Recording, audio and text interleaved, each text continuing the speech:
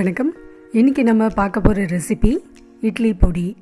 ரொம்பவே டேஸ்டியான இந்த இட்லி பொடியை எப்படி பண்ணுறதுன்னு பார்க்கலாம் வாங்க. ஒரு கடாயில் 1 ஸ்பூன் எண்ணெய் விட்டுட்டு ஒரு 100 கிராம் காய்ந்த மிளகாயை காம்புகளை நீக்கிட்டு இந்த எண்ணெயிலே போட்டு நல்லா வறுத்து எடுத்துப்போம். மிளகாயோட கலர் மாறக்கூடாது, அதனால நல்ல ஒரு கலகலன்னு சவுண்டு வர அளவுக்கு வறுத்து எடுத்துப்போம். மிளகாய்க்கு அடுத்து ஒரு அழாக்கு கடலை பருப்பு எடுத்திருக்கேன். அதையும் இப்போ இந்த கடாயில் போட்டு ஒரு மிதமான தீயில் நல்ல ஒரு பொன்னிறமாக ஆகிற வரைக்கும் வறுத்து எடுத்துப்போம்.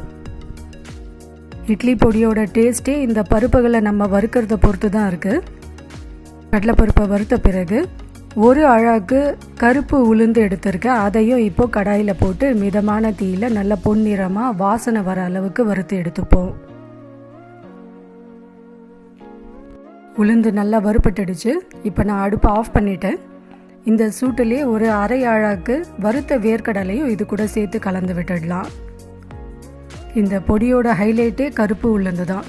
டேஸ்ட்டும் ரொம்ப நல்லா இருக்கும், அதே சமயத்தில் ரொம்ப ஹெல்த்தியானதும் கூட.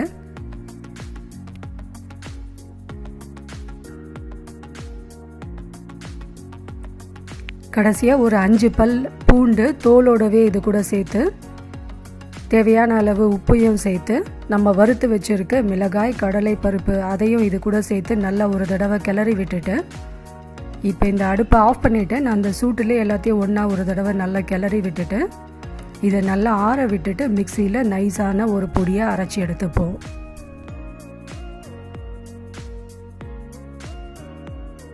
இப்போது பொடி பண்ணி எடுத்தாச்சு.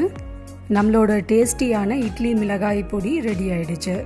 நல்லெண்ணெய் அப்படி இல்லைன்னா உருக்கின நெய் விட்டு சாப்பிட்டோன்னா ரொம்பவே டேஸ்டியாக இருக்கும். இந்த ரெசிபியை கண்டிப்பாக ட்ரை பண்ணி பாருங்கள். ட்ரை பண்ணி பார்த்துட்டு உங்களோட கமெண்ட்ஸை நம்ம கூட ஷேர் பண்ணுங்கள். இந்த வீடியோ பிடிச்சிருந்துன்னா கண்டிப்பாக லைக் பண்ணுங்கள். நம்மளோட சேனலை மறக்காமல் சப்ஸ்கிரைப் பண்ணி வச்சுக்கோங்க. தேங்க்யூ.